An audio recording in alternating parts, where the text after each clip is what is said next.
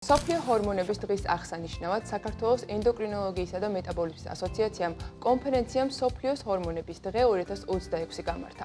შეკრებილ საზოგადოებას ენდოკრინოლოგმა ნათია ვაშაყმაძემ ფარისებრი ჯირკვლის პაპილური კარცინომის დიაგნოსტიკისა და მართვის განახილებული გაიდლაინი გააცნო.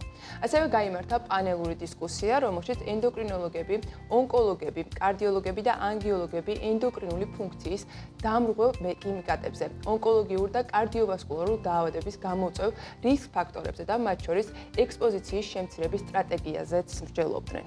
საქართველოს ენდოკრინოლოგიისა და მეტაბოლიზმის ასოციაცია უერთდება მთელი მსოფლიოს ამ ზეიმს, მსოფლიოს ხმას, ენდოკრინოლოგთა ხმას და ჩვენი მიზანი არის ჰორმონების შესახებ პირველ რიგში ცნობადობის და ცნობიერების საზოგადოების ამაღლება.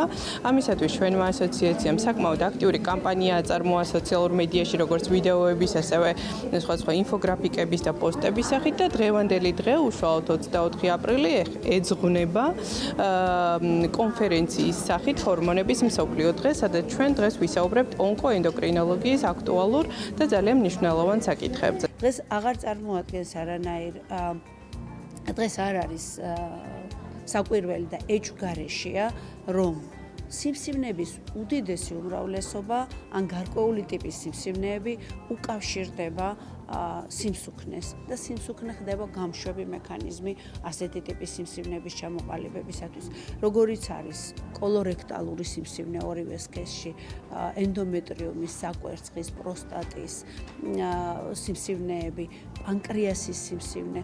რა თქმა უნდა, ასეთი სიმსივნეები იმიტომ ხდება უფრო მეტად სიმსუქნის დროს, რომ ამ პროცესს მართავს ჰიპერინსულინემია, ინსულინის ჭარბი რაოდენობა და ყველა ის პრობლემა, რაც შესაძლებელია უკავშირდებოდეს ჰიპერინსულინემიას.